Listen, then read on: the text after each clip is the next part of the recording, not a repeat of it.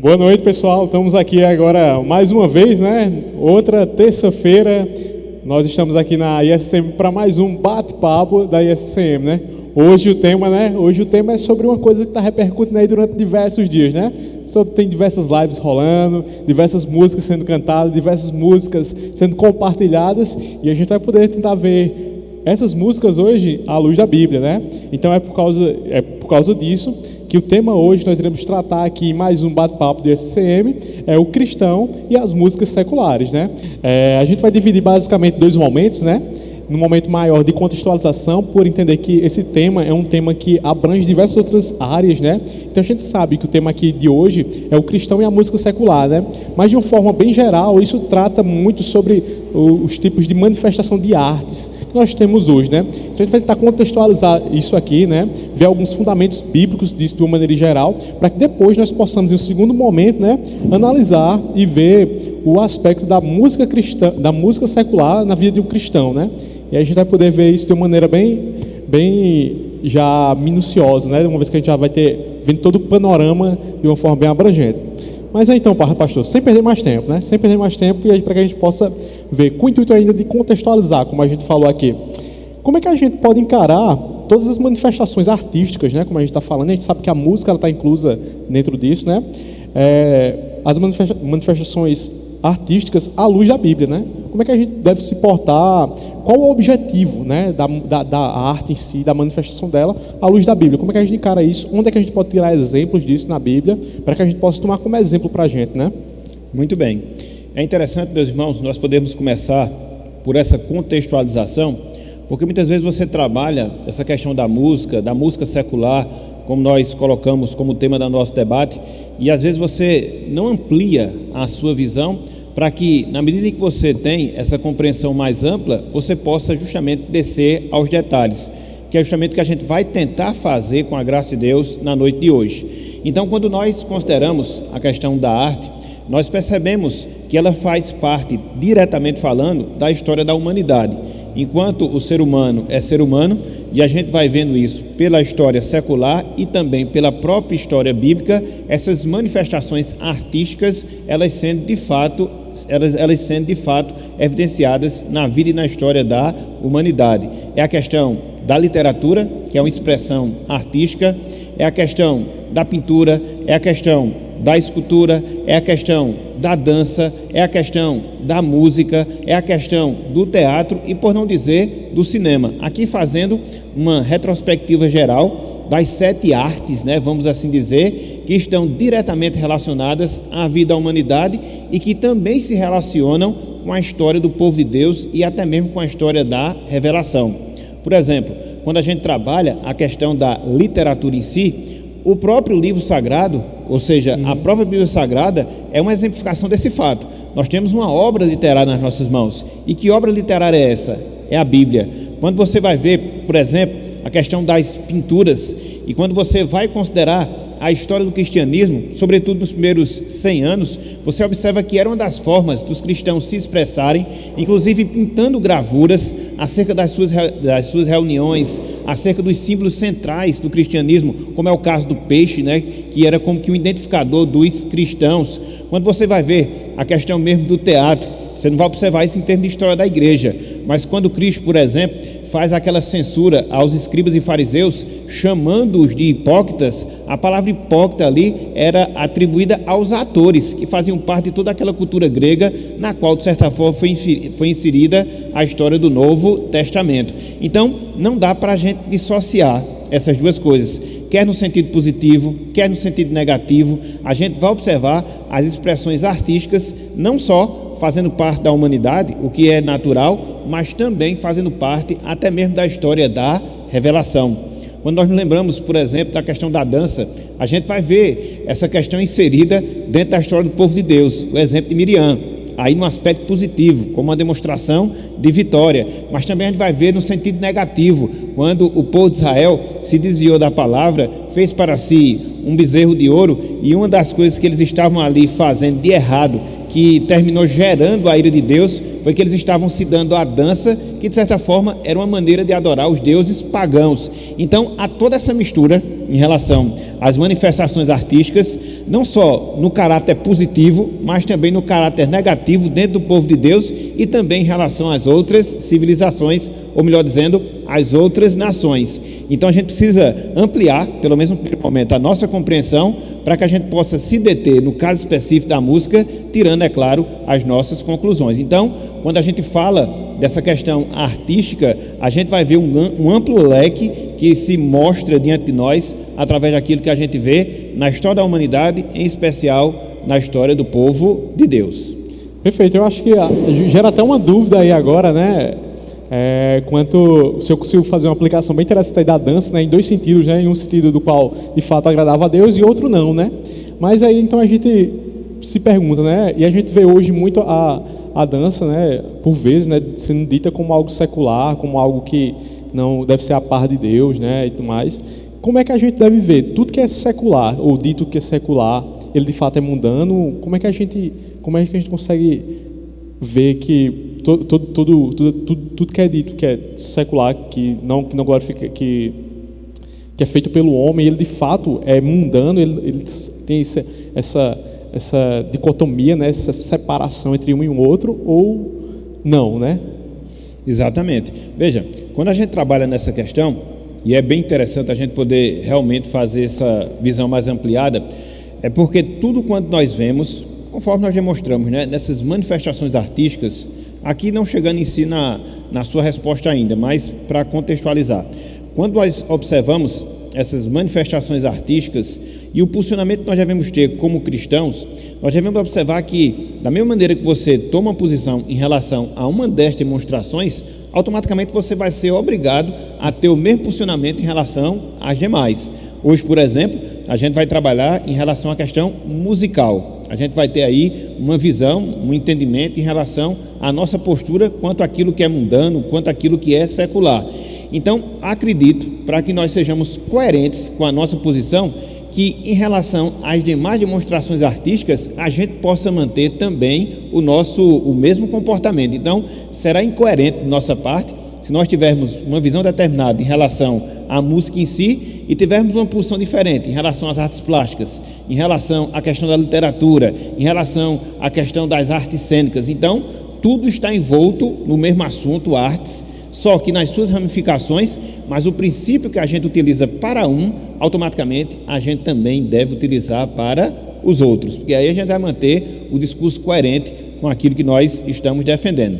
Então, em relação ao tema do que seja secular, do que seja mundano, e no que diz respeito ao tema que foi escolhido, nós já, de certa forma, especificamos, né, a questão da música secular, porque, via de regra, às vezes a gente tem uma tendência de misturar esses dois conceitos, ou seja, o que é mundano é secular e o que é secular é mundano.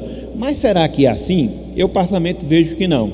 Veja, o que é mundano é tudo aquilo que contraria os princípios que nos são ensinados e que nos são colocados na palavra de Deus, pegando até mesmo aquele conceito joanino, ou seja, do apóstolo João, que nós não devemos amar o mundo, nem tampouco as coisas que estão no mundo. Ali, mundo, conforme João coloca, são os sistemas de valores, os pensamentos, as posturas que se chocam frontalmente com a palavra de Deus. Então, nesse sentido, nós devemos nos afastar de tudo aquilo que é mundano, ou seja, de tudo aquilo que se opõe abertamente à palavra. Então, quando você trata dessa questão, é necessário você fazer essa divisão.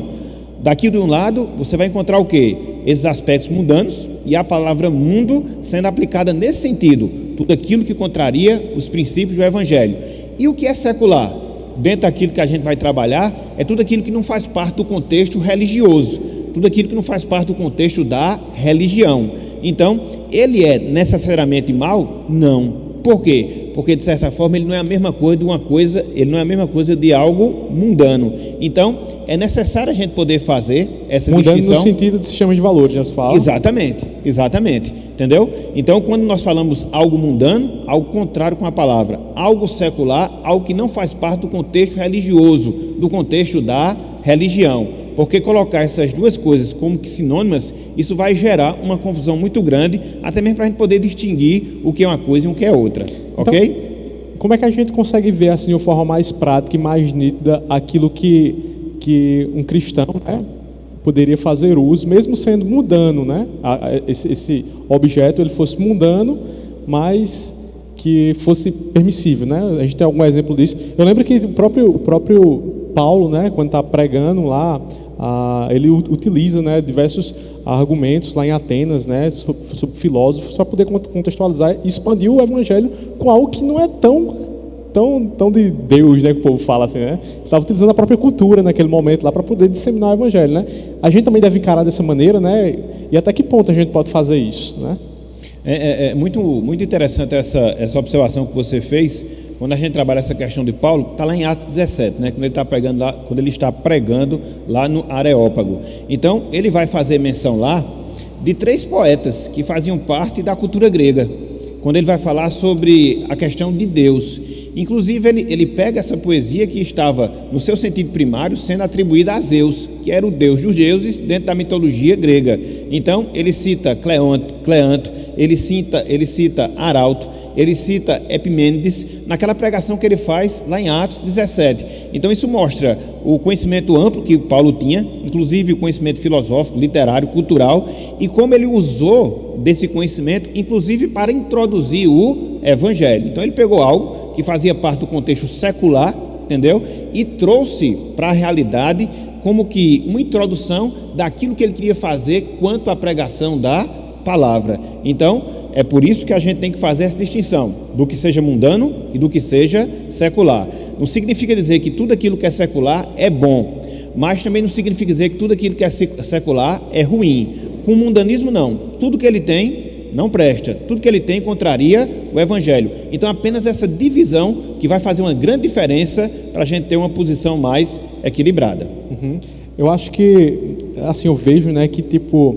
essa divisão, né, ela se baseia muito em 2 diretrizes, né, que aqui e acolá a gente escuta sempre ser mencionada, que é a graça comum de Deus, né, que por vezes é disseminada a todos os homens, né, e dela não há distinção, né, a graça comum de Deus. E por outro lado a gente tem a queda humana, né, a gente tem a graça comum disseminada aos homens, e também a gente tem a queda do ser humano lá, né? E a gente sabe que meio que isso é uma balança, né? Um tentando equilibrar, o outro puxando. A gente, como cristão, a gente sempre vive muito nisso, né? Eu sinto que a gente sempre vive muito nisso para tentar fugir dos extremos, né? Mas como é que a gente consegue equilibrar essa balança? Porque aqui e acolá a gente é muito tendencioso, né? A tomar um posicionamento mais para um do que mais para outro, né? Então, até para definir para o pessoal, né, o que seria a graça comum, né, e a queda do ser humano, para a gente colocar na balança e ver o argumento sobre isso. Aí, como é que você definiria também isso? Muito bem. A compreensão dessas 2 doutrinas, que foram aqui mencionadas pelo nosso irmão Lucas, elas são de fundamental importância para a gente poder entender corretamente a visão daquilo que seja mundano, daquilo que seja secular, e a nossa qualificação, a nossa compreensão, melhor dizendo, acerca dessas coisas. Então, o que é que nós observamos? O registro bíblico da queda do homem, ou seja, quando ele abraça o pecado e todos os desdobramentos negativos que se gerou na vida humana, tanto no sentido espiritual, como também relacionado a outros aspectos. Mas a grande questão que fica a queda anulou toda a questão do homem ter sido feito à imagem e semelhança de Deus, porque esse é o registro que nós encontramos lá em Gênesis, capítulo 1, versículos 27 e 28, que o homem ele foi feito conforme a imagem e semelhança do seu Criador. Então, chegamos a Gênesis capítulo 3, o homem cai, é introduzido o pecado no mundo, ele sofre as consequências do pecado, e a grande questão que fica será que ele perdeu por completo toda essa imagem, toda essa semelhança com a qual Deus lhe fez? Não. Inclusive, havia um grande servo de Deus, não sei se foi Calvino, está aqui me fugindo na memória, diz que a imagem do homem, a imagem divina, a imagem e semelhança divina no homem, ela não foi de um todo destruída, ela ficou quebrada como um espelho. Mas a gente consegue, mesmo que através de alguns cacos, conseguir visualizar algo de Deus nos homens, mesmo depois do pecado. Algo que traga questões no aspecto moral, algo que traga questões no sentido da capacidade que ele vai ter. Então, isso é o que nós entendemos da queda em si e dos desdobramentos que a queda teve, mas não no sentido de extinguir completamente a imagem e semelhança de Deus na vida do homem. Esse é o primeiro pressuposto. O segundo é o que nós chamamos de graça comum, dentro daquela classificação que a gente faz: graça especial, que é o favor merecido de Deus para a salvação, e a graça comum, que são os favores que Deus ele derrama na vida da humanidade, independentemente da salvação. A própria natureza que está à nossa disposição, com as suas estações, é uma demonstração dessa graça comum de Deus. O sol nasce para todos, para ímpios e bons. O próprio Cristo falou isso lá no Sermão do Monte. Da mesma forma, Deus dota as pessoas, mesmo aquelas que não servem, mesmo aquelas que foram afetadas, em virtude de todas terem sido afetadas pelo pecado, com alguns dons, com alguns talentos, com algumas capacidades, e que isso ainda faz refletir um pouco da imagem, da semelhança de Deus. Afetada pelo pecado, com toda certeza, mas não de um todo extinta. Então, quando você tem essa compreensão, isso lança luz para uma posição mais equilibrada, inclusive no que diz respeito às artes ou às aptidões artísticas que nós observamos nos homens, dentro daqueles conceitos de tipos de artes que a gente falou logo na parte inicial do nosso programa. Eu estava lembrando aqui sobre um episódio que aconteceu, né? Eu estava até com minha irmã, a gente estava andando de ônibus assim, e a gente estava olhando uma pintura. A gente passou umas 2 vezes por lá e tinha um senhor que estava desenhando algo na parede, né? Ele desenhava, você via a habilidade que ele tinha para fazer aquilo, né? Ele fazia aquilo com uma habilidade bem tremenda, muito boa, muito grande ali. E quando aquela pintura foi terminando, né? A gente sempre, caramba, ele sabe desenhar muito bem. Quando ele foi terminar a pintura era uma lata de cerveja, né? Com pessoas, né, lá. E a gente olhou assim, oxe, caramba, ele tem um dom tão grande para fazer algo tão belo, mas a queda estava lá, né? Exatamente. A queda estava lá e estava em todos os homens, né? Então a gente, acho que foi bem nisso aí, né? Só que aí a gente tem um problema, pastor, que eu particularmente vejo muito, né? Principalmente a gente jovem assim, né? A gente sempre tenta fazer isso, né? A gente quer fazer algumas coisas, né? E acaba dizendo assim, às vezes vê o princípio tá errado, né? Talvez aparentemente errado, e a gente se confronta com algo que a gente acaba atribuindo a graça comum para dizer assim, não, Deus agracia, permite que aquela pessoa faça isso, permite que uma pessoa lá cante tal música belíssima e tudo mais, só que ele tem uma voz bela, aquela pessoa tem uma voz bela, só que o conteúdo dela não é tão bonito, né? E a gente acaba apelando muito para a graça comum. Isso em todos os meios artísticos, né? Como a gente está tratando aqui de forma mais geral, a gente olha para aquela arte, né? E diz, aquela arte é bela. Não, Deus deu capacidade daquela pessoa e tudo mais. Mas e aí, né? Como é que a gente fica o fato da queda e da graça comum? A gente acaba querendo colocar muito por fato da graça comum, né? Para justificar diversas outras coisas, para ter a liberdade de fazer, né? Como é que a gente se porta quanto a isso? Um parâmetro que eu acho muito coerente e correto para a gente poder fazer, e assim você consegue diferenciar essas duas coisas, é sempre atentar para o conteúdo. Pegando o exemplo que você citou, né? Do pintor lá com a capacidade ímpar de fazer alguma coisa que para nós, no sentido costumeiro, é impossível, né? Eu, por exemplo, não sou muito dado à arte, né? Nem canto, nem pinto, danço, pior, enceno aí nem se fala, porque vejo que em todas essas áreas há um dom, uma aptidão. E isso é o quê? É a graça comum de Deus estendida às pessoas, inclusive aquelas que estão em pecado. Agora, esse é um lado da questão. O outro lado da questão é o quê? Uma vez que as pessoas foram atingidas pelo pecado e não foram restauradas pelo Evangelho, aquele dom, aquela capacidade que Deus lhe deu, infelizmente, em muitos momentos, vai ser usado para externar o quê? O seu próprio pecado. Percebem como as duas coisas elas andam juntas? Porque ninguém tem alguma capacidade boa inerente a si mesmo, não. Isso é sempre dom, dádiva que Deus nos concede. Agora, a natureza daquela pessoa, em virtude de ter sido afetada pelo pecado, vai externar em boa parte do tempo essas demonstrações pecaminosas, inclusive através dos dons e dos talentos que Deus a concedeu. Então, como é que a gente consegue distinguir as coisas? Como é que a gente consegue ter uma visão correta? Aquilo que eu sempre chamo, tendo um espírito crítico. Então, você não pode esquecer que a capacidade em si foi um dom de Deus, mas também você tem que considerar que ela vai se manifestar, via de regra, de maneira pecaminosa. Qual é o parâmetro que eu uso? A palavra. Qual é o parâmetro que eu uso? A lei de Deus. É alguma coisa que está ofendendo a santidade de Deus? É alguma coisa que desfaz dos padrões morais absolutos de Deus que a gente vê lá no Decálogo? Se sim, você já pode descartar. Senão, você tem a obrigação de apreciar. Por quê? É algo belo, resultado da graça de Deus, e que deve chamar a nossa atenção, não só para a existência, mas para o poder do nosso próprio Deus. Então, é com essa crítica, sempre fazendo a comparação com aquilo que a gente tem na palavra. Pegando mais uma vez esse exemplo que você citou, no caso do pintor lá, que faz um desenho em relação à cerveja. Então você vai observar o que ali? Contrariando a lei de Deus. O dom é positivo, dado por Deus, aplicado de maneira correta, porque fere a sua lei, logo deve ser o quê? Descartado.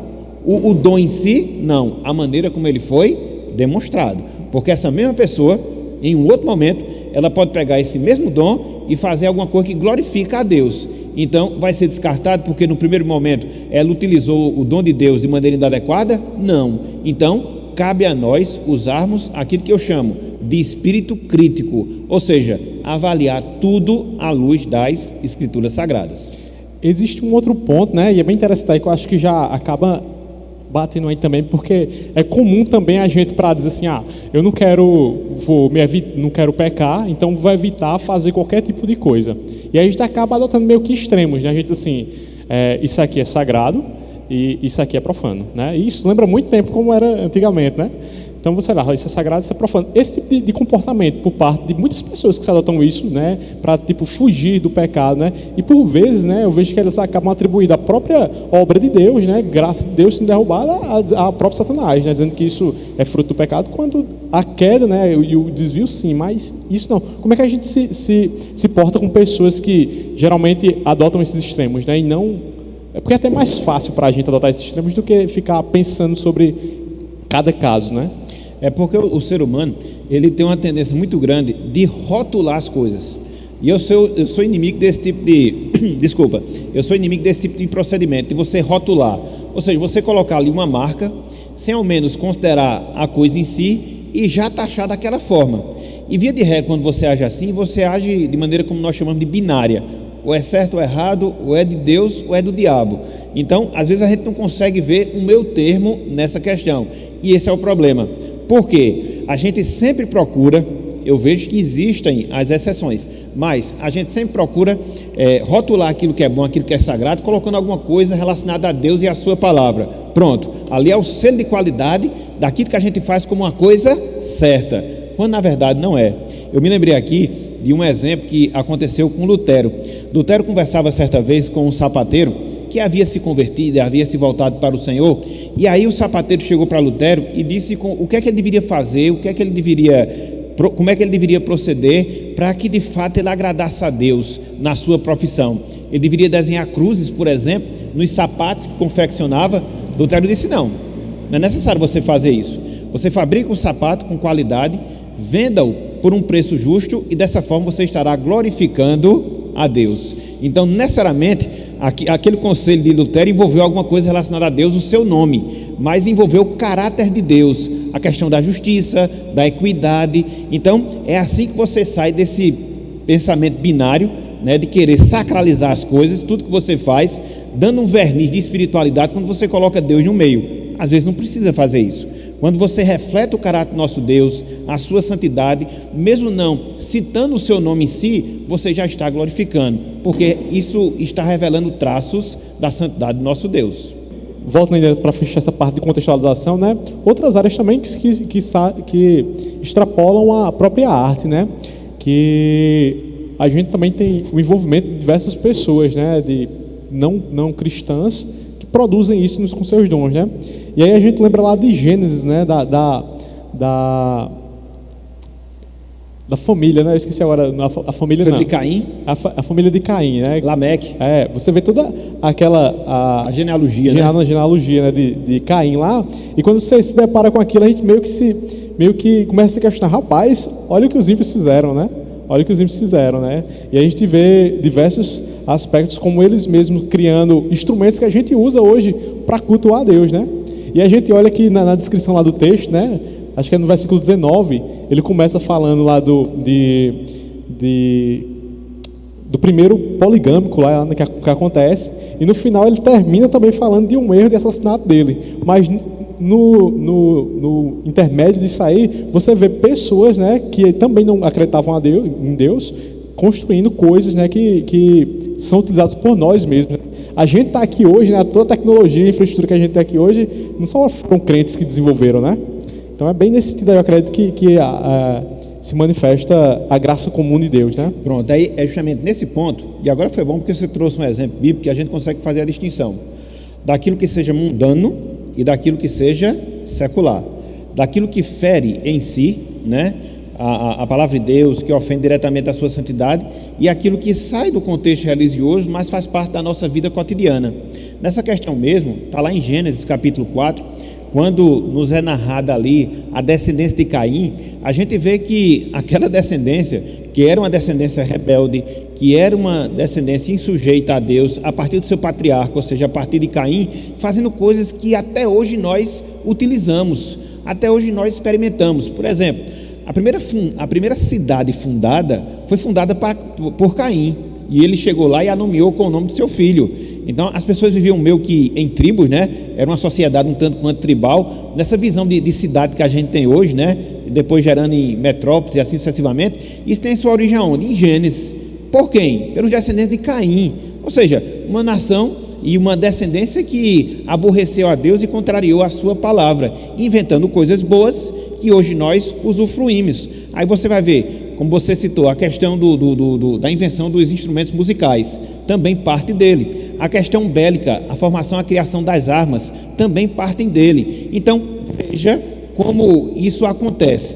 Pessoas que não temiam a Deus, fazendo coisas que aos olhos humanos são boas, agora vai depender da aplicação em si. Agora, a invenção em si, você não pode descartar, como uma capacitação dada por Deus, uma capacitação dada para o Senhor, que de certa forma nos beneficia.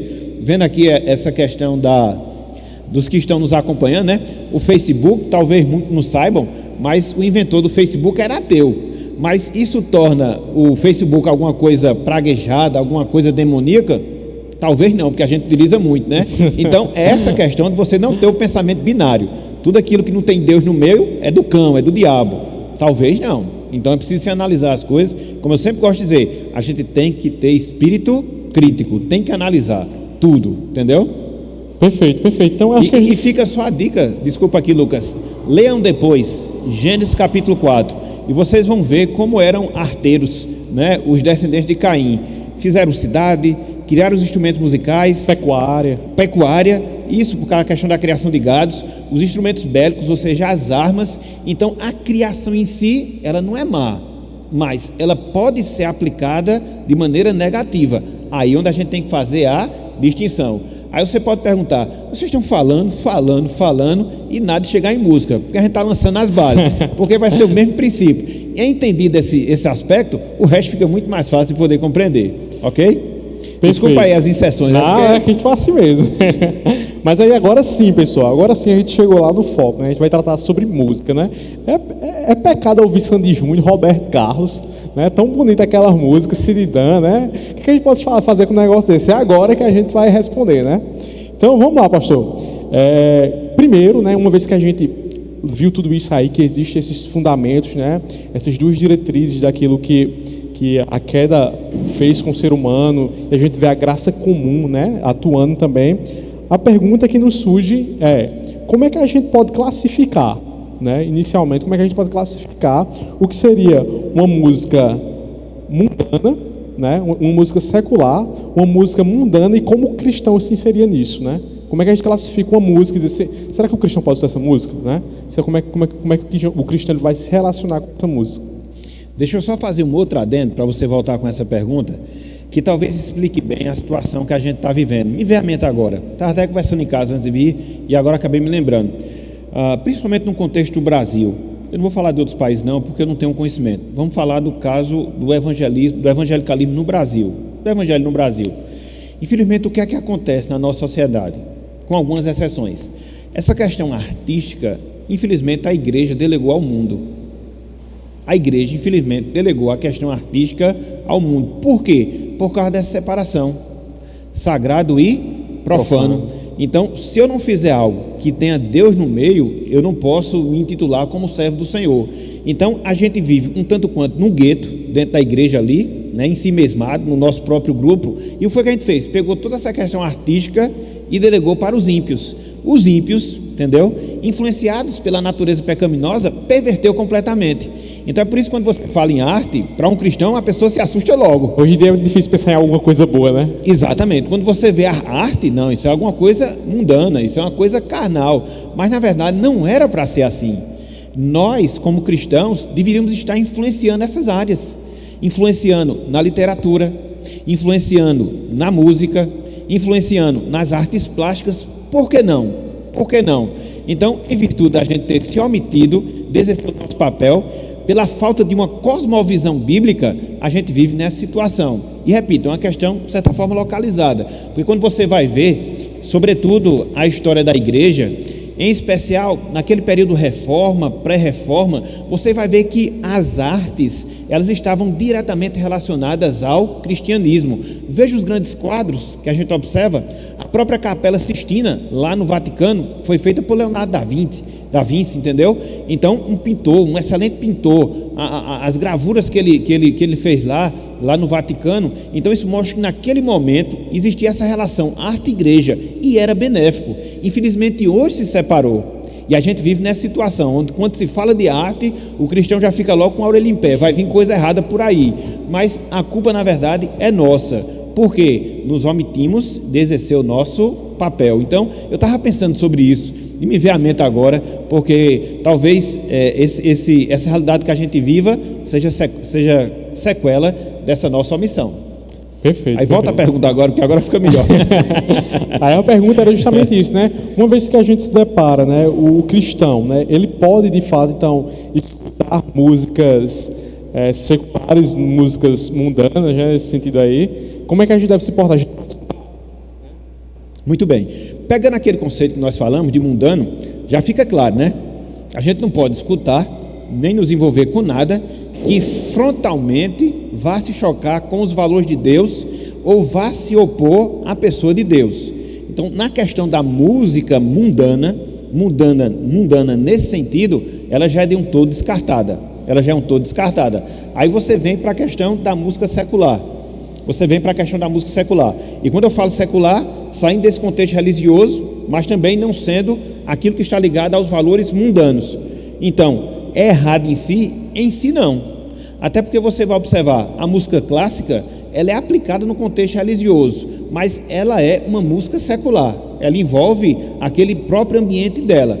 Então, o que é que se requer de nós? Que nós usemos critérios e através desses critérios poder basilar a nossa posição. E aí você pode perguntar, mas há critérios na Bíblia para esse tipo de coisa? Da gente poder ver uma música que não seja frontalmente mundana, mas também ela poder ser utilizada como forma de apreciação? Sim. Desde que, em primeiro lugar, ela siga aquele princípio que nós encontramos lá em 1 Coríntios capítulo 10, versículo 31. Quer comais, quer bebais, ou façais qualquer outra coisa, fazei tudo para a glória de Deus. Você volta um pouco, ainda em 1 Coríntios, capítulo 10, versículo 23. O que é que Paulo diz? Que todas as coisas não são lícitas, mas nem todas convêm. Então, pode acontecer, nessa crítica que a gente faz, daquilo que porventura nós iremos escutar, de não nos convir, não valer a pena, não nos edificar. Então, descarta. É o segundo filtro, vamos assim dizer. Terceiro, aquilo que a gente observa lá em Filipenses, capítulo 4. Tudo que é respeitável, tudo que é de boa fama, se alguma virtude há, se algum louvor existe, seja isso que ocupa o nosso pensamento. Então, se você usa esses critérios, e se a música passa por esses critérios, e são critérios bem rígidos, e se ela foi aprovada, vamos assim dizer, não haverá nenhum tipo de problema. Agora, quando você for aplicar esses critérios, talvez você não vai encontrar nada, mas aí faz parte, entendeu? Faz parte.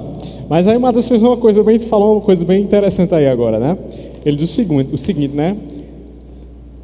Então podemos dizer que o cristão pode produzir música secular, procurando, né, justamente trazer a arte para si. Eu acho que foi uma coisa bem interessante aí, agora que o Matheus perguntou agora, né? O que é que o senhor... Pode sim, desde que ela não seja mundana. Veja, por isso que nós fizemos toda aquela base inicial, fazendo a distinção do secular para o mundano.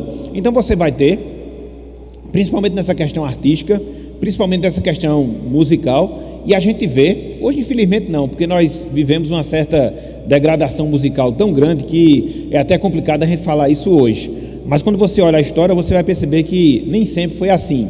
Houve muita gente boa, bons compositores, que necessariamente não tinham temor de Deus, mas compuseram algumas letras, não foram todas. Aí onde está a questão de senso crítico, que você não vê chocar-se com o Evangelho. Muitas vezes canções que expressavam aspectos da natureza, expressavam costumes e práticas que os homens têm no seu cotidiano, que não se chocaram. Então, quando você vai por essa via, eu vejo que não há problema, isso não vai contrariar nem ferir os princípios da palavra de Deus. Agora, critério, tudo nós temos que observar o critério. O irmão Evandro aqui, ele fala o seguinte, né? Pastor, esse pensamento implica que o cristão deve exercer seus dons nas diversas áreas da vida, a exemplo na política, nas artes, na ciência, etc.? Deve. Isso é o que nós chamamos de cosmovisão. Foi aquilo que eu falei para vocês agora há pouco. Eu, particularmente, não tenho nenhum dom artístico, né? Pelo menos até hoje eu não identifiquei. Se tem, não identifiquei. Mas a gente vê que existem pessoas que elas têm essa capacidade, né? São pessoas que são muito dadas à questão musical, muito dadas à representação. Por que não utilizar em causas que não firam o Evangelho e que expresse essa beleza da arte?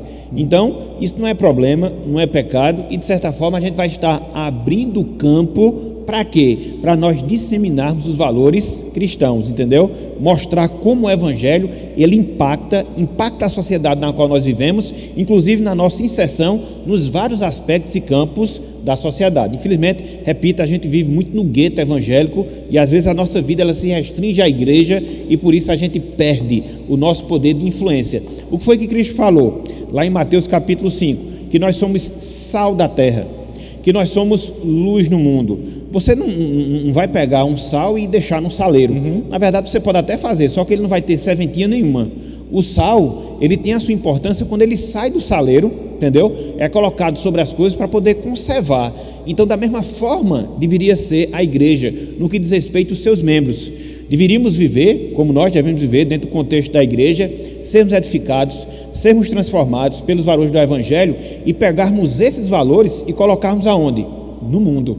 Expressarmos esses valores no mundo, para que a verdade de Deus ela possa ser manifesta. Isso envolve, como foi questionado aí, essa questão política, essa questão artística, sempre se respaldando pelo Evangelho. Agora, infelizmente, quando a gente fala isso, principalmente por causa do estreitamento da mente que muitos têm, de ver a vida somente no seu aspecto religioso, isso às vezes acaba até soando mal, mas isso de certa forma faz parte dessa visão limitada que infelizmente a gente acaba tendo das coisas. A passagem bíblica que é mencionada lá em Marcos, né, quando ele fala assim, ide ao mundo e pregar o Evangelho, ela também se enquadra nesse aspecto da gente também disseminar o Evangelho e as obras de Deus, né, de maneira artística, nesse cenário também assim? Com certeza, porque aonde nós vamos, o que é que a gente deve levar conosco? Os valores do Evangelho. Isso pode se referir à questão da pregação também, mas os valores, a conduta, a prática, a ação espelha o Evangelho. Certa vez, um determinado homem falou que nós deveríamos sempre pregar o Evangelho, às vezes falando, mas sempre vivendo, entendeu? Então, são esses valores que muitas vezes a gente acaba não manifestando e o Evangelho acaba, por causa disso, sendo prejudicado. Por quê? As pessoas ficam totalmente indiferentes a essas verdades que nós temos, a esses princípios, a ética cristã que nós temos na palavra do Senhor. Perfeito. Aí aqui a gente tem uma pergunta bem interessante aqui, né? Aline Oliveira, minha mãe também, viu? Eu sou irmão de Aline. Diz o seguinte, né? Minha mãe está perguntando se cristão devia gastar tempo ouvindo música secular, já que não edifica a vida do cristão, ao invés de escutar uma música cristã que poderia edificar. O que é que Paulo fala lá em Colossenses 3, 1, 2? Que se nós nascemos de novo, nós devemos fazer o quê? Buscar as coisas lá do alto, onde Cristo vive, porque nós fomos ressuscitados e a nossa vida está oculta em Deus. Então, qual deve ser a nossa prioridade de vida? Trazer todas aquelas coisas que nos tragam edificação espiritual no seu sentido direto. Essa deve ser a prioridade. mas isso vai descartar, em um determinado momento da nossa vida, ou em uma determinada circunstância da nossa vida, que a gente possa ouvir alguma coisa que não fira o Evangelho, mas não se amolde a padrões mundanos, também não haverá problema. Não será pecado se isso acontecer. Agora, a prioridade serão o quê? As coisas espirituais.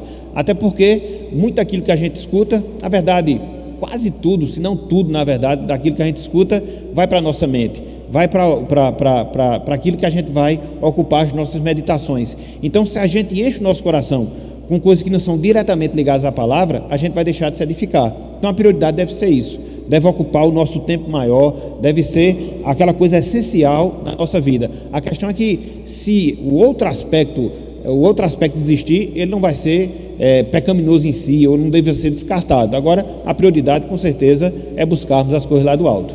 Perfeito. Um posicionamento que eu estava lembrando aqui, que é bem interessante, é o de... Estava lendo certa vez a descrição, a biografia de Jonathan Edwards, e foi uma colocação bem interessante que o autor fez, que ele colocou assim, sobre Jonathan Edwards, que ele não pensava e não se contentava meramente em glorificar a Deus, o que era algo que ele queria fazer, mas ele gostaria de maximizar a glória de Deus ao máximo que ele pudesse, né? Então acho que entra bem nessa pergunta lá de mãe, quando ela pergunta, né, se uma ou outra, né, aquilo que maximize mais a glória de Deus, né?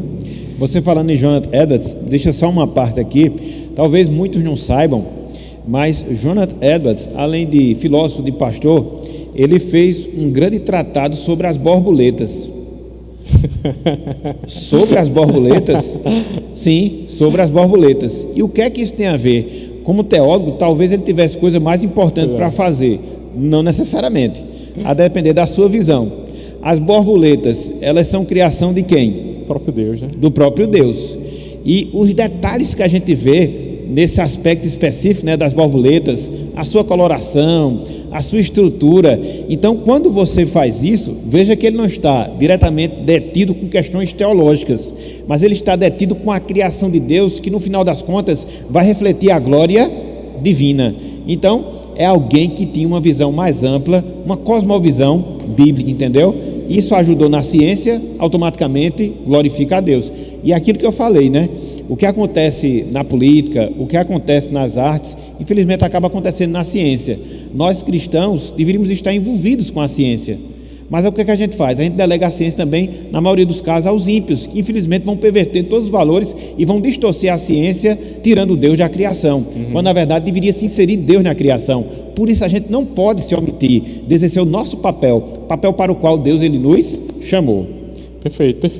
E para a gente dar continuidade aqui e não deixar passar, né, a pergunta da irmã Nazaré Pessoa, né?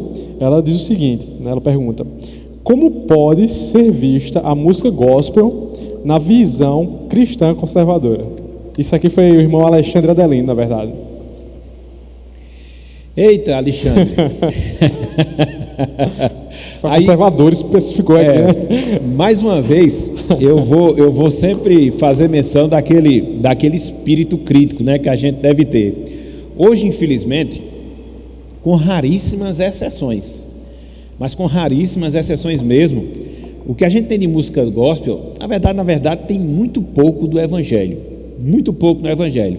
E na verdade, eu até ouso a falar que muitas músicas ditas gospel, na verdade são mundanas. Aí mundanas mesmo, eu nem digo que é secular, mas são mundanas mesmo, pelo conteúdo, pela letra, pela distorção dos valores, dos princípios da palavra, mas aquela falsa ideia, tem Deus no meio, então se tem Deus é boa. Não necessariamente. Me lembrei daquela música Raridade. Aquilo é heresia, entendeu? Aquilo é heresia, uma grande heresia. Coloca como no centro das coisas, desfaz a pessoa de Deus.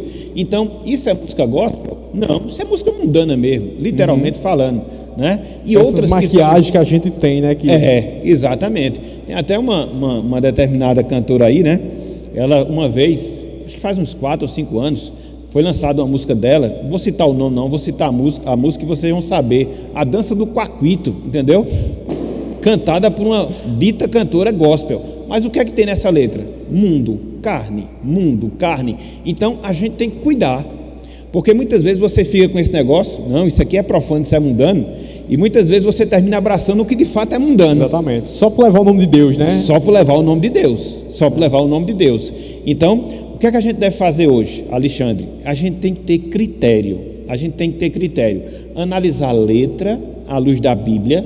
Analisar a letra à luz das doutrinas da Bíblia. Se ela passar pelo crivo das Escrituras, beleza. Podemos dizer que essa música é gospel. Agora, e repito, se nós aplicarmos esse princípio das músicas que são lançadas aí, talvez a gente não chegue a 5% de música verdadeiramente cristã que reproduz a verdade da palavra. Porque dentro dessa questão musical, eu ainda coloco uma outra coisa. Existem determinadas músicas que são cristãs, cujas letras são boas, respaldadas pela palavra, mas não devem fazer parte do nosso contexto do culto corporativo.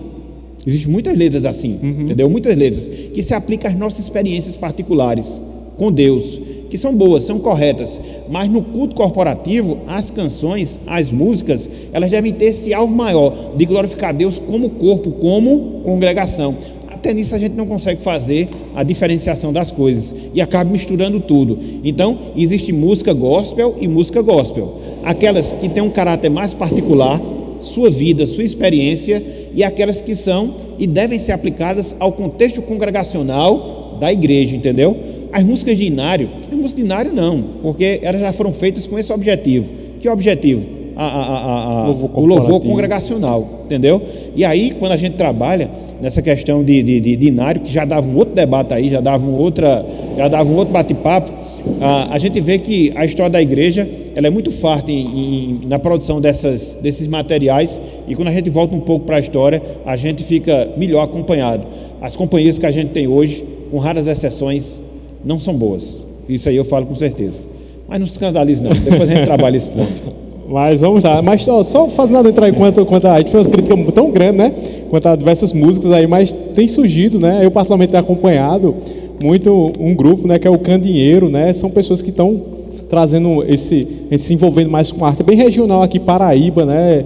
No Nordeste, estão se envolvendo, eu recomendo, viu? Candinheiro aí, que você possa acompanhar esse grupo aí, são pessoas que estão buscando, assim, trazer teologia para as letras, né? Então é algo que a gente deve valorizar como cristão, né? Isso. Apoiar isso, né? Que muitas vezes está nos faltando. E aí eu quero ler aqui alguns comentários, né? Dos nossos irmãos, e um que o Matheus aqui foi bem interessante, né? Mas o irmão João Adelino, ele diz o seguinte, né? A arte foi afetada pelo pecado e por isso desvirtuada da sua verdadeira função, que é glorificar a Deus.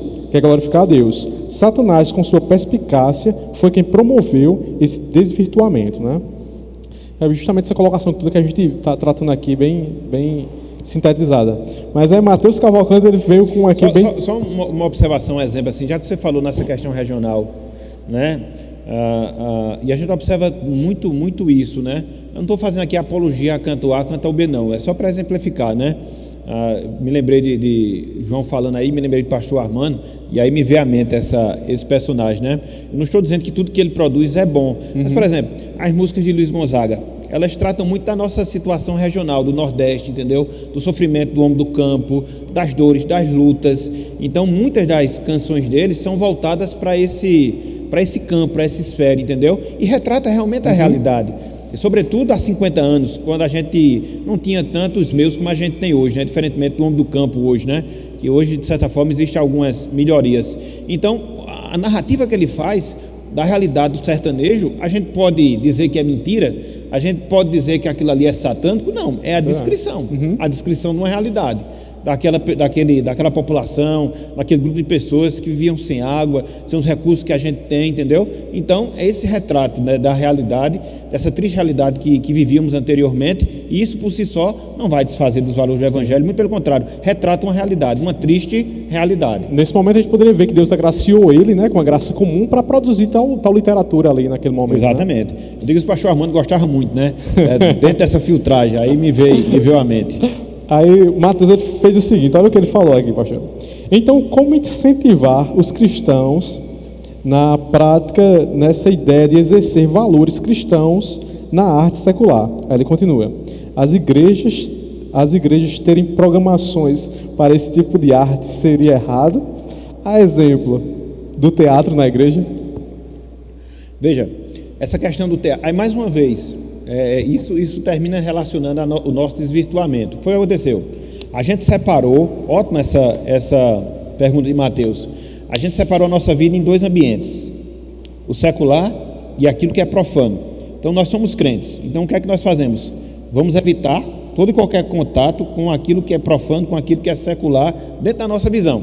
E vamos aqui para a igreja, e vivermos dentro da igreja. Mas ali tinha teatro, ali tinha música, ali tinha isso, ali tinha dança, tinha tudo. Então vamos trazer para a igreja, botar o nome de Jesus, e agora a gente faz tudo certo. Agora santificado. E aí a gente esquece culto, reverência, entendeu? Tudo que Deus exige na sua palavra. Olha só o problema que a gente arranjou. Foi de um extremo para outro, e foi para um extremo pior. Então, essa questão específica mesmo de teatro, não há nenhum problema que você faça, desde que não seja no culto, desde que não seja na adoração. Você tem um dia específico, entendeu? Para ensaiar uma peça teatral, veja, alguma coisa relacionada à palavra, ou alguma coisa que reflita os valores da palavra. Qual o problema disso? Hoje pela manhã eu estava até conversando com Ana Lívia, mostrando a questão das obras um autor conhecido, agora me veio à mente, que fez o Leão e o Guarda-Roupa, as Crônicas de Nárnia. Como é o autor? O autor das Crônicas de Nárnia. C.S. Lewis? Isso, C.S. Lewis. As próprias Crônicas de Nárnia, você não vê ali nada falando diretamente de Deus. Existe ali um enredo que é contado, não necessariamente que tem uma indicação religiosa direta, ela fica implícita, né? E você vê uma grande obra literária, entendeu? Inclusive foi reproduzida em série na BBC de Londres na década de 80, entendeu? Onde toda a população assistia. Então veja um exemplo típico de alguma coisa que não está diretamente ligada à religião, mas reflete algumas verdades do Evangelho, e que isso acaba sendo uma manifestação artística. Então, qual o problema disso? Nenhum. Desde que não seja padrão de culto, desde que não seja padrão da igreja em si, mas manifestações que a gente possa fazer. Eu me lembrei, num período que nós estávamos em João Pessoa, a gente fazia uma programação lá, aos sábados, né?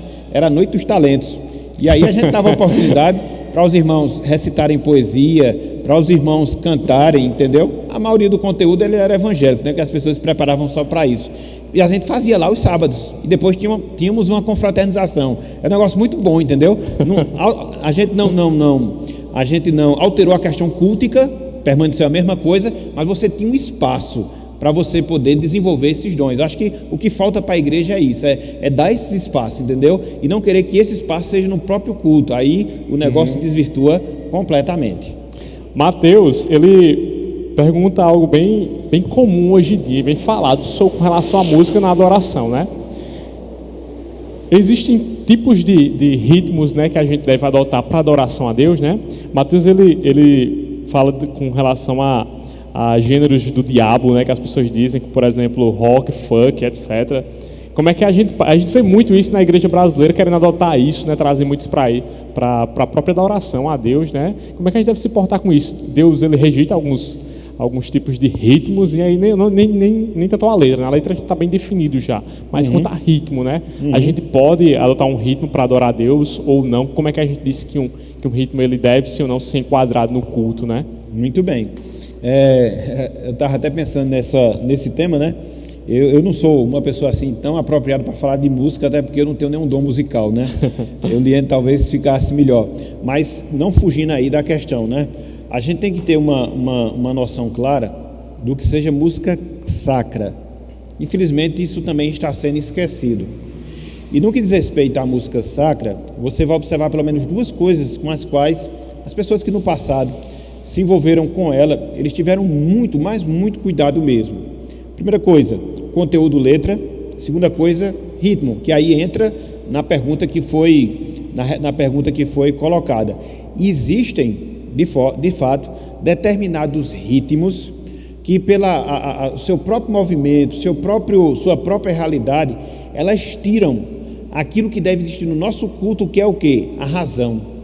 O apóstolo Paulo, quando fala lá em Romanos capítulo 12, acerca do nosso culto, ele diz que o nosso culto ele deve ser racional. Então, o estilo musical, ele vai nos auxiliar nessa questão da racionalidade que deve marcar o culto que nós prestamos a Deus. Então você vai ver que quando você usa esse princípio, alguns ritmos não nos vão favorecer, não nos vão favorecer. Alguns instrumentos também, eles não nos vão favorecer. Por isso que a gente tem que fazer uma seleção. E repito, falo com conhecimento limitado nessa área, mas, por exemplo, instrumentos de percussão, eu vejo que ele não nos auxilia, sobretudo quando eles são utilizados de maneira indevida, via de regra eles são. Para quê? Para que a gente possa realmente vivenciar essa racionalidade que deve caracterizar o culto que nós prestamos a Deus. Então, essa questão da música sacra, ela se preocupa com duas coisas, com o conteúdo e um ritmo que nos auxilie no nosso enlevo espiritual, para que a música ela possa convergir para a nossa preparação do culto a Deus. Então, ela é feita nesse sentido. E quando você vai ver, alguns ritmos não nos possibilita que a gente chegue nessa finalidade. Perfeito, perfeito. E a Dialinda voltou aqui, pastor. Voltou? Muito bem. Agora vamos esmiuçar a pergunta dela agora. Ela diz assim: se para os convertidos não há divisão entre espiritual e secular, ou seja, para aquelas pessoas que não conhecem a Deus, né? Nós não estamos exercendo espiritualidade quando ouvimos músicas seculares, por sabermos que ali há a graça comum de Deus. Agora acho que ficou bem mais claro. Então ficou melhor. Eu só queria fazer uma observação. Não sei se na nossa palavra a gente terminou misturando os conceitos de espiritual e secular. Se a gente misturou como que coisas sinônimas, aí eu peço desculpa que terminei me equivocando. Veja, o espiritual, pelo menos eu vejo assim, é tudo aquilo que converge essencialmente para a palavra, converge essencialmente para o nosso crescimento espiritual. O secular é algo que não choca diretamente com a palavra, que não abraça a questão mundana e que vai refletir traços acerca da natureza de Deus. Eu vejo o secular dentro dessa visão. Eu não vejo como sinônimo de espiritual, uma coisa espiritual, entendeu? Nesse sentido. Então, eu não sei se ficou claro nas minhas palavras anteriores. Então, tratando essa questão separada, né, essa questão distinta do espiritual, do secular, existem momentos, a depender de letras, que a gente pode ter o nosso enlevo espiritual. Por exemplo, canções que falam sobre a natureza. Quando você tem a sua cosmovisão, aqui você vai se lembrar, o que é que vai vir à sua mente? A perfeição do nosso Deus. Isso vai acabar caindo numa certa espiritualidade. Então, vai ser o fim em si, entendeu? Então, isso pode acontecer. Agora, repito, há necessidade de critério, há necessidade de analisar conteúdo, e se isso de fato for obedecido, naturalmente a gente vai chegar a essa conclusão. Inclusive, domingo passado, né, na nossa mensagem à noite, a gente baseou o texto lá em Salmo 136, que fala de render graça a Deus, e o salmista, ele fala sobre a criação. Inclusive, a gente vê lá, ele fazendo menção à criação. Então, em última instância, qualquer coisa que remeta à criação, naturalmente deveria nos remeter a quem? À existência de Deus. Isso pode ser uma música, isso pode ser uma pintura, isso pode ser uma escultura, entendeu? Então a gente tem uma visão mais ampla, não somente considerar a criação, mas concluir quem foi o seu criador e perceber os traços desse criador, entendeu? O próprio registro que Davi faz lá no Salmo 19, na primeira parte do Salmo, ele nos leva justamente a essa compreensão. Ele faz o registro da criação e diz que não existe som, não existe palavra, mas por toda a terra se faz ouvir a voz do Senhor. Como? Somente através da ordem da criação. Somente entre aspas, né? A questão das estações e de tudo que a gente vê na natureza. Então, a natureza revela a Deus. Não é uma revelação especial, mas é a revelação natural. Tudo aquilo que nos remete para ela, automaticamente deve nos remeter para Deus. E no final, isso acabará sendo espiritualidade, mas não fazendo aí a junção espiritual e secular como fossem sinônimos, com essa pequena distinção. Ok? Perfeito, perfeito. A Alina aí, ela se menciona aí, se sentiu satisfeita aí. Matheus, ele perguntou, né, justamente quanto a isso aí a gente viu, né? Mas ele novamente pergunta se, com relação a existir sim ou não, um gênero musical do diabo, né? A gente, basicamente, acho que já foi explicado, né? Eu acho que a gente vai tentar fechar por aqui. Vamos fechar por aqui, os irmãos vão fazer alguns comentários, né? Mas como não está sendo uma pergunta, né, agora, a gente acredita que tem. Se tiver, a gente vai tentar responder em um outro momento, né? Agora a gente já está meio que fechando, né?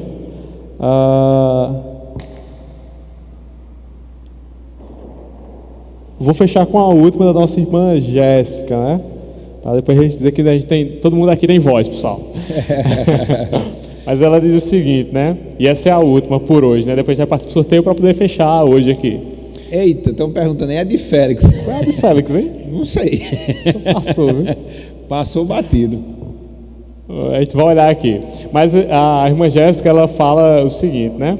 As músicas que são ideais para entoar louvores a Deus são apenas da harpa cristã?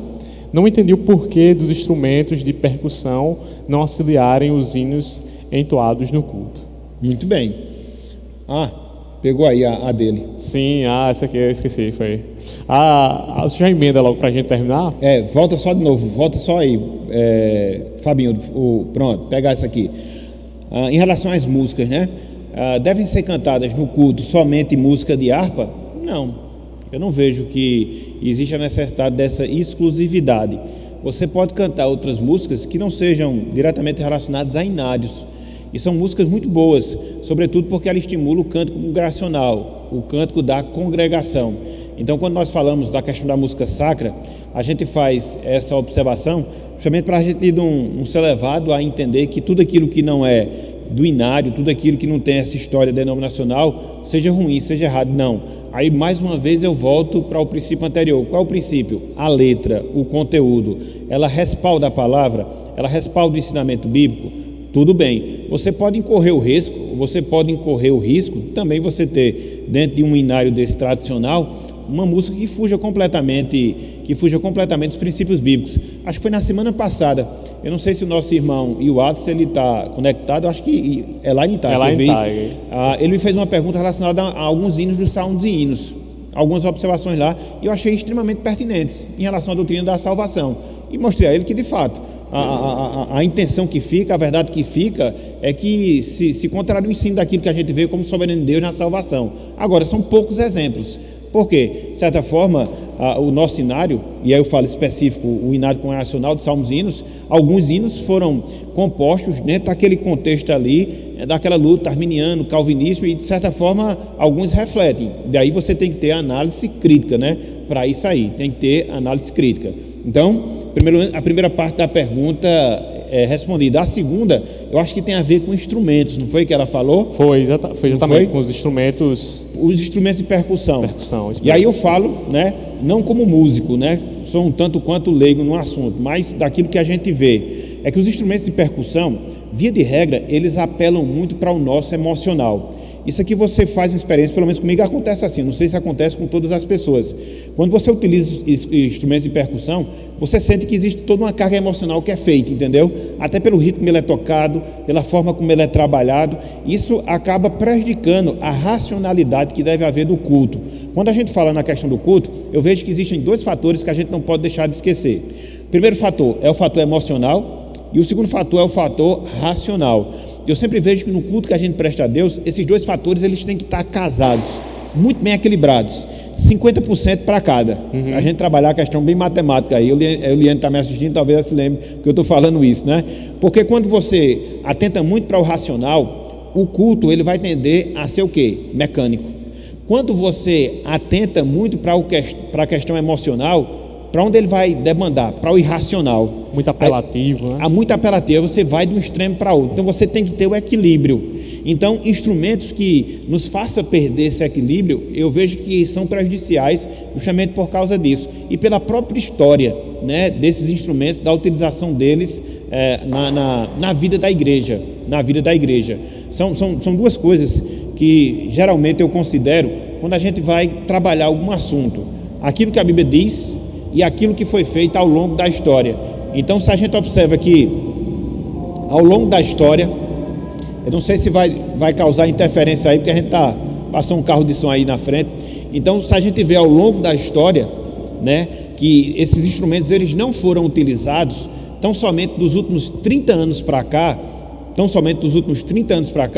vejo que não seria um caminho muito bom, porque a gente não tem uma herança para poder realmente ficar firmar, dizer, esse aqui é o caminho. Então, a gente considera esses dois aspectos aí na questão dos instrumentos de percussão. Eu já estou até batendo aqui, entendeu? Então, é uma observação. Agora, talvez demande um debate específico só sobre esse assunto, que aí fica melhor. Estou considerando aqui de maneira geral, mas só para a gente pensar. Mas desde já eu até aconselho, né, para as pessoas que têm dúvida em relação a isso aí, procura no Google depois o nome Parcival Módulo. Parcival Módulo. Ele é um estudioso muito grande da área musical. Inclusive ele tem um trabalho muito extenso que visa justamente essa questão da discussão dos instrumentos dentro do culto. Parcival Módulo. Eu aconselho a leitura deles. Todo o material vale a pena, ok? Perfeito, perfeito. A gente vai agora fechar com o Félix, né? Que a gente passou aí, então a gente pede até desculpa, porque foram tantas aqui correndo aqui, a gente foi tentar pegar, acabou passando a do seu Félix aí, né? Mas vamos lá. Félix, ele disse o seguinte, né? Músicas internacionais românticas. Olha isso aí, ó. Anos 80 e 90 não tinham tanta depravação. Não tinham tanta, né? Depravação. Você conhecendo a letra, é pecado? Não, acredito que não. Músicas que revelem um amor genuíno. Veja, o amor genuíno, viu? Logo, muitas já são cantadas hoje, talvez todas, né? Depravação, né? Não vai se encaixar muito nesse princípio. E talvez alguns se escandalizem quando eu falo isso, mas vocês já leram o livro de Cantares? Alguém aqui já leu o livro de Cantares? Ali não tem essa questão de você dizer que é o amor de Cristo pela igreja, não. Ele foi escrito demonstrando de maneira estrita o amor de Salomão à sunamita. E você vai ver ali, agora não é um amor impuro, até porque era um casamento, tudo dentro das regras. Então, se for por esse caminho, aí não haverá problema, porque você observa que na própria Bíblia você vai encontrar livros que falem sobre isso, entendeu?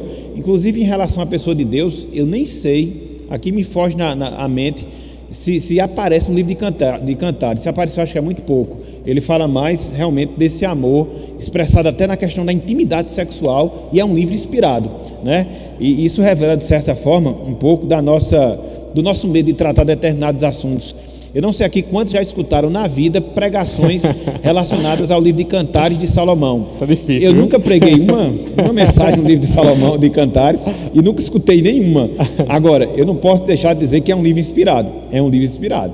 É um livro inspirado. Então, desde que se obedeça esses princípios, que não contrarie, que não incita a fornicação, não incite o adultério, não incite o desregramento sexual, aí não haveria muito problema. Agora, tem que ser muito critério para a gente poder chegar nessa conclusão. Muito critério mesmo, ok? A gente vai fechar com essa agora, porque nosso produtor... Tem um negócio hoje aqui. O produtor tá passando aqui, rapaz. O Fabinho já passou. Ainda tem sorteio aí, ó. Mas essa é a última, e agora não volta atrás. Tá bem, produtor? Essa aqui é bem polêmica, né? Porque a gente tá vivendo o que tá vivendo, né? E a gente tá rindo com ela. O que é que o senhor me diz, pastor, sobre as músicas regionais referentes a forró paraibano, né? Que bastante utilizado, até mesmo muitos estilos de música de forró ditas como evangélicas. Esse é um outro problema que a gente vive hoje, né? Na verdade é cheio de problema a nossa vida hoje, né? Você vai ver que houve uma perda completa mesmo da identificação regional. Quando você fala, eu não sou muito perito no assunto não, viu, por favor, mas quando você fala a questão mesmo do forró hoje, você não vai dizer que o forró de hoje ele é igual ao de Luiz Gonzaga, né? É um pouco diferente, né? Principalmente dessas bandas que tem aí todas metalizadas e por aí vai. Então, se for nesse sentido, já está de um todo descartado. Não tem nada a ver. E realmente existem algumas. Vez por outra a gente entra em determinados ambientes, o pessoal fica escutando lá. Realmente, se você não parar e considerar, você pensa que é um forró mundano, que na verdade né? Só coloca Deus no meio, aquele negócio todo. Então, do que é feito, eu não acredito que seja uma coisa boa. Acho que é uma coisa que pode ser descartada, entendeu? Porque é muito, muito, muito, muito mesmo mundanizado. Agora, você pode expressar, né, determinados ritmos regionais, que não seja o contrário. Agora, aquilo que eu disse, não é música para culto. Entendeu? Não é música para culto, entendeu? É música que você pode escutar. Não estou falando desse forró hoje não, entendeu? Por favor, não me interprete mal, entendeu? Mas é aquela questão, existem ritmos e ritmos, uns já são de um todo excluídos, quer para a nossa edificação pessoal, quer para o culto, outros podem ser utilizados, mas apenas a nível pessoal. Mas mesmo assim, tendo que considerar muita letra, porque quando você considera, via de regra, quando você vê alguém preocupado com a letra, ele não vai dar muito problema para a questão do ritmo. Geralmente vai ser uma pessoa centrada. Quando a pessoa já não tem controle com a letra, não vai ter com ritmo, e aí vai virar uma bola de neve. Então, essa questão de forró gospel, não vejo que seja bíblico, entendeu? Pode até muitos hoje estarem abraçando, mas não tem nada a ver com a palavra de Deus. Amém, né? Então a gente vai tentar fechando por aqui, né? Só um ponto aí bem interessante que foi mencionado, é justamente o aspecto, né, que tudo se define com o que a gente viu lá no início, né, da queda do homem e a graça comum, né?